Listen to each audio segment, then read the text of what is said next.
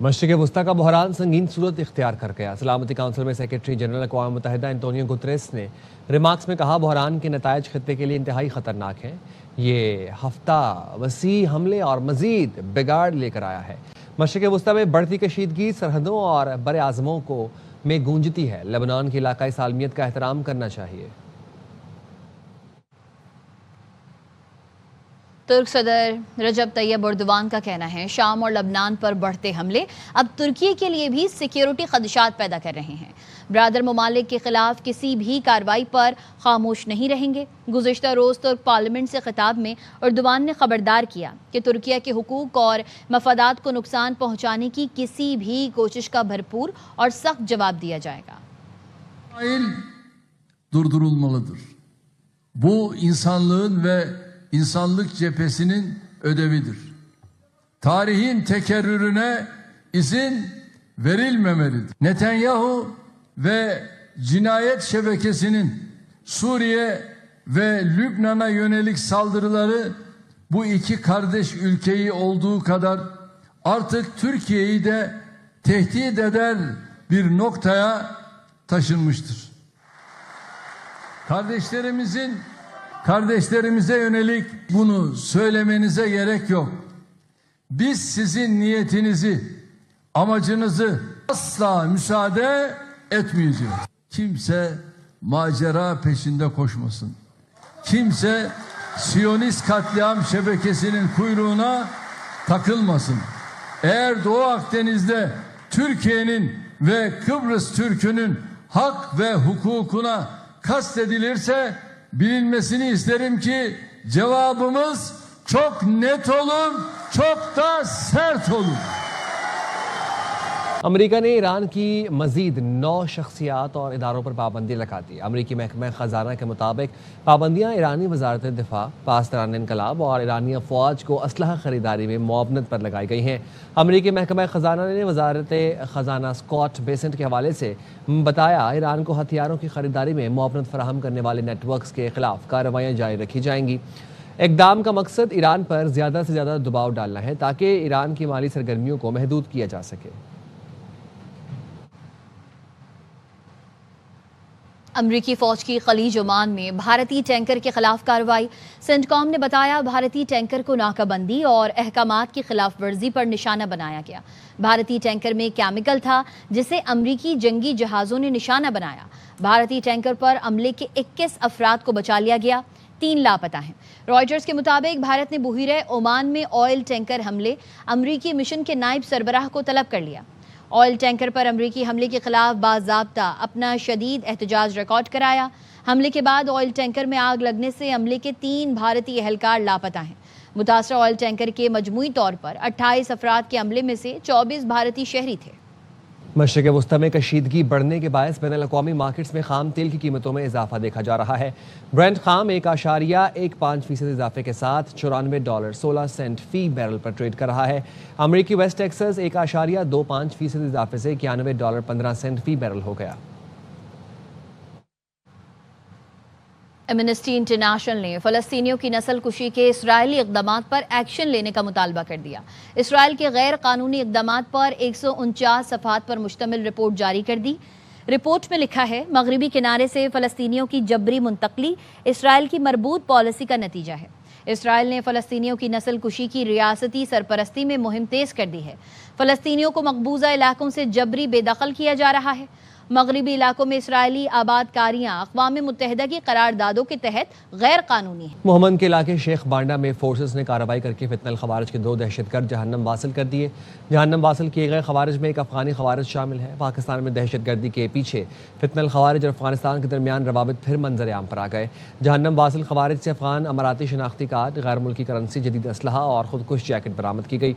جہنم واصل افغان خوارج کے افغان اماراتی شناختی کارڈ پر اس کا نام عمر بلال واضح طور پر درج ہے۔ جہنم واصل ہونے والا افغان خوارج عمر بلال افغانستان کے صوبہ خوست کا رہنے والا تھا۔ فورسز نے کامیاب کارروائی 4 جون کو کی جس کے دوران 2 خوارج جہنم واصل کیے گئے۔ نون لیگ اور پیپلز پارٹی کی پارٹی چل رہی ہے۔ سابق وفاقی وزیر فواد چودھری کا کہنا ہے 28ویں ترمیم ملک کی ضرورت ہے۔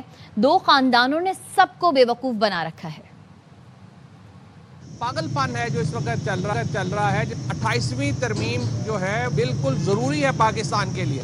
عام آدمی جو ہے اس کو پاور نہیں دی جاتی اور صرف شریف خاندان اور سرداری خاندان نے آپس میں پنگ پونگ کھیلنی ہے, تو پھر لوگوں کی دلچسپی نظام سے ختم ہو گئی ہے. ایک قومی حکومت کی تشکیل کی جائے, مولانا فضل الرحمان تحریک انصاف اس نظام کا انٹیگرل حصہ ہو. تیل جو ہے 150 روپے سے 400 روپے 420 روپے کر کے پھر 5 روپے کبھی اوپر کر دیتے کبھی نیچے کر دیتے اور کہتے ہیں اس کو سیلیبریٹ کرو. اس حکومت کے برے دن شروع ہونے کا مطلب ہے پاکستان کے اچھے دن شروع ہو. علیمہ خانم کہتی ہیں بانی پی ٹی آئی کو جیل میں کتابیں نہیں دی جا رہی, وہ قید تنہائی میں ہیں.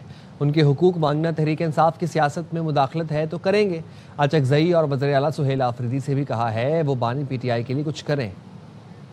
عمران خان قید تنہائی میں نہ کتابیں دے رہے ہیں, نہ ان کے پاس کوئی ٹی وی ہے, پتہ ہی نہیں ہے بلڈ ٹیسٹ کون سے کرائے ہیں انہوں نے. ان کے حقوق مانگنا پی ٹی آئی کی پالیٹکس میں انٹرفیئرنس ہے تو ہم تو کریں گے. اچکزئی صاحب کو بھی ریکویسٹ کیا ہے عمران خان کے لیے کچھ کریں. اچکزئی صاحب نے یہ بتایا ہے ان کے ساتھ بجٹ کے اندر بیٹھنا اس گورنمنٹ کو لیجیٹمائز نہ کریں, آپ ان کو بائیکاٹ کریں. سہیل آفریدی کی بھی ملاقات کرائی جائے. سہیل آفریدی صاحب نے کہا ہے کہ اسلام آباد اپنی کیبنٹ اپنے ایم پی ایز کو لے کر آؤں گا اس ڈیمانڈ کے ساتھ اور ہم اسمبلی کے باہر بیٹھ جائیں گے. ہمیں تسلی ہے اس وقت اپوزیشن لیڈرز بھی, سی ایم ہے سہیل آفریدی, وہ بھی عمران خان کے لیے پریشر کریٹ کریں. خالد Maqbool Siddiqui M Q M کے قانونی چیئرمین بھی ہیں اور غیر قانونی چیئرمین بھی. وفاقی وزیر مصطفیٰ کمال کا کہکہ لگاتے ہوئے خالد مقبول صدیقی کی چیئرمین شپ پر تبصرہ. پروگرام 11th آر میں گفتگو کرتے ہوئے کہا خالد مقبول صدیقی کی چیئرمین شپ کی مدت ختم ہو چکی ہے. الیکشن کمیشن سے اکتوبر تک چیئرمین شپ کی توسیع ہوئی ہے, وہ بھی ایک بار نہیں 4 بار. ایک سوال پر مصطفیٰ کمال نے کہا سینٹرل کمیٹی میں تاحال کامران ٹیسوری کی گورنر کے عہدے کے معاملے پر کوئی بات نہیں ہوئی. سینٹرل کمیٹی کی ابھی کوئی میٹنگ بھی نہیں ہوئی ہے. خالد مقبول بانی متحدہ نہیں, میں بھی پارٹی چیئرمین شپ کے لیے الیکشن لڑوں گا. بڑی ہینیس بات ہے. آخر میں بجٹ سے متعلق خانہ میں جواب دے سکیں. ایم کیو ایم کی بطور پارٹی کے ایم کیو ایم نے شرط لگائی ہے کہ ہم یہ کامران ٹیسوری صاحب کو بحال کریں ایز اے گورنر تو ہی ہم بجٹ پہ ساتھ دیں گے. دیکھیے ہمارے پارٹی یہ ڈیمانڈ ہے. ایم کیو ایم کے ابھی جو ہے وہ لیگل اور انلیگل جو بھی ہیں چیئرمین تو خالد مقبول ہیں. ان کی ڈیٹ ایکسپائر ہو گئی ہے, ابھی وہ ایکسٹینشن پہ ہیں. چیئرمین ہے ایکسٹینشن, انہوں نے اکتوبر تک کی اپنی چیئرمین شپ کی ایکسٹینشن لی ہوئی ہے الیکشن کمیشن سے الیکشن کرانے کی. تو ڈیفینیٹلی ڈیٹ تو ایکسپائر ہو گئی ہے.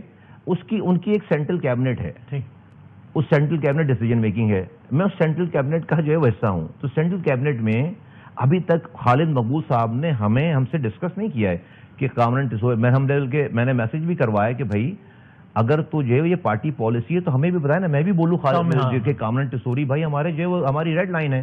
تو ابھی تک ہمیں تو نہیں کوئی میٹنگ ہی نہیں ہوئی ہے, کوئی میسج ہی نہیں ہے. تو مجھے جس دن وہ کہیں گے کہ جو ہے وہ اس دن آپ بھی بیان دیں گے, بھی بیان دیں گے. ہم نے تو لیڈر کی بات ماننی ہے, بھلے وہ leader illegal who legal who what ever جو بھی ہے. ابھی تک وہ آپ کو لیگل لگ رہا ہے؟ بھائی پاکستان کی تاریخ میں پہلی دفعہ ہے کہ کوئی لیڈر جو ایکسٹینشن اپنے الیکشن کی, لیڈر تو اتنا پاورفل ہوتا ہے کہ وہاں الیکشن ہی نہیں ہوتے, کاغذوں پہ الیکشن ہوتا ہے, ایسے ہی ہوتا ہے نا بھائی. یہ ایم پی ایم این اے جو ہے وہ جا کر ایکسٹینشن لیتے نا, یہ جو ہے لیڈر ہی جا کر ایکسٹینشن لے رہا ہے, ایک نہیں 4 ایکسٹینشن لے رہا ہے. کراچی کے مختلف علاقوں میں chairman MQM doctor Khalid Maqbool Siddiqui کے حق میں وال چاکنگ بہادر آباد ایم کیو ایم مرکز کے اطراف کورنگی اور انگی اور ضلع سینٹرل میں کی گئی. دیواروں پر کی گئی وال چاکنگ میں صرف خالد مقبول صدیقی کی عبارت درج ہے. ذرائع کے مطابق وال چاکنگ مصطفیٰ کمال کے خالد مقبول صدیقی کی چیئرمین شپ سے متعلق بیان کے بعد سامنے آئی ہے.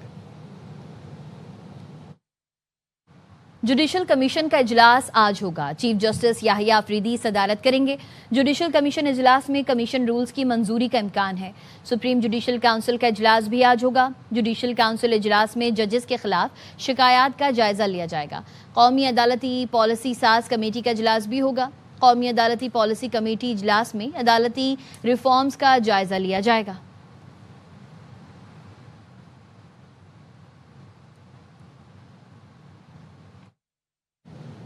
وفاقی وزیر داخلہ محسن نقوی نے نیشنل پولیس اکیڈمی کا دورہ کیا ہے. زیر تربیت اے ایس پی سے ملاقات کی, تربیتی امور پر تبادلہ خیال کیا. کہا زیر تربیت افسران جدید ٹیکنالوجی اور سمارٹ پولیسنگ کو اپنا شعار بنائیں.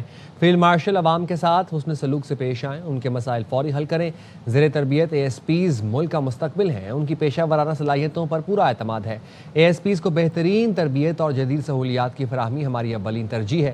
وزیر داخلہ نے کہا ایلیٹ ٹریننگ کے پہلے بیچ کا جلد آغاز ہو جائے گا۔ جدید تقاضوں سے ہم آہنگ تربیت ہی مؤثر پولیسنگ کی ضمانت ہے۔ وفاقی وزیر داخلہ محسن نقوی نے نیشنل پولیس اکیڈمی کے زیر تعمیر ہاسٹل کا معائنہ بھی کیا۔ سول و عسکری قیادت کی کامیاب سفارتکاری کے نتیجے میں پاکستان عالمی منظرنامے میں نمایاں مقام حاصل کر رہا ہے۔ دنیا فیلڈ مارشل سید عاصم منیر کی کامیاب ڈپلومیسی کا اعتراف کر رہی ہے۔ امریکی جریدہ فارن پالیسی بھی پاکستان کے مؤثر سفارتی کردار کا معترف ہو گیا۔ رواں مالی سال جی ڈی پی شرح نمو 3.7% رہنے کا تخمینہ لگایا گیا ہے۔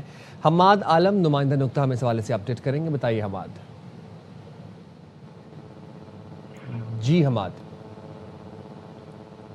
جی، اس میں تقریباً اس سال ہم نے مالی سال جو معاشی ترقی کی گروتھ دیکھی وہ 3.7% ہے، اور اس کے ساتھ ساتھ اگر آپ آبادی میں اضافہ دیکھیں تو وہ 2.5% ہوا ہے۔ ایکچولی جو گروتھ ہے یہ 3.7%، یہ اسٹیبلٹی کے لحاظ سے تو اصل وقت یہ ہوا ہے کہ جو معاشی استحکام حاصل کرنے کے لیے بہت سی چیزوں کو کنٹرول کیا گیا، لیکن تقریباً ہر سال 35 سے 40 لاکھ نوجوان جو روزگار کے لیے نکلتے ہیں، یہ گروتھ کافی کم ہے۔ پاکستان کی معاشی ترقی جو رفتار ہے اس کو تقریباً 6% سے زیادہ بڑھانا پڑے گا، جب یہ ہو سکتا ہے کہ اپنے نوجوانوں کو اس ملازمت دے سکیں۔ اس گروتھ میں جو اہم کردار ادا کیا ہے وہ انڈسٹریل گروتھ ہے کہ 6.61% انڈسٹریل گروتھ ہے۔ اس کے بعد جو ہے سروس سیکٹر میں پرفارم کیا وہ 4.09 ہے، اور تیسرے نمبر پہ اس سال 2.89% ایگریکلچر سیکٹر ہے۔ سب سے زیادہ جی ڈی پی میں جو حصہ ہوتا ہے وہ اب تک کا جو دکھا گیا سروس سیکٹر کا ہے، اور جبکہ جو ایگریکلچر سیکٹر ہے اور انڈسٹریل ہے یہ 20% ہے، یعنی 60% جو ہے جی ڈی پی میں کنٹریبیوٹ ہمارا سروس سیکٹر کرتا ہے۔ جی ٹھیک ہے، بہت شکریہ حماد عالم۔ نیشنل ریفرنس لیب میں ملک گیر سیوریج سیمپلز کی ٹیسٹنگ مکمل۔ اسلام آباد، جی بی سمیت 4 صوبوں کی سیوریج میں پولیو کی تصدیق ہو گئی۔ ذرائع NIH کے مطابق گزشتہ ماہ ملک بھر سے پولیو ٹیسٹنگ کے لیے 96 سیمپلز لیے گئے تھے۔ 8 ماحولیاتی نمونوں میں پولیو وائرس پایا گیا۔ سندھ کے 4، بلوچستان 2، KP کا 1 سیمپل پولیو پازیٹیو نکلا۔ کراچی، میرپور خاص، کمبر، کشمور کے سیمپلز پولیو پازیٹیو نکلے۔ پولیو ٹیسٹ کے لیے پنجاب سے 29، سندھ 25، KP سے 21، بلوچستان 16، اسلام آباد 3 اور آزاد کشمیر سے 2 سیمپلز لیے گئے تھے۔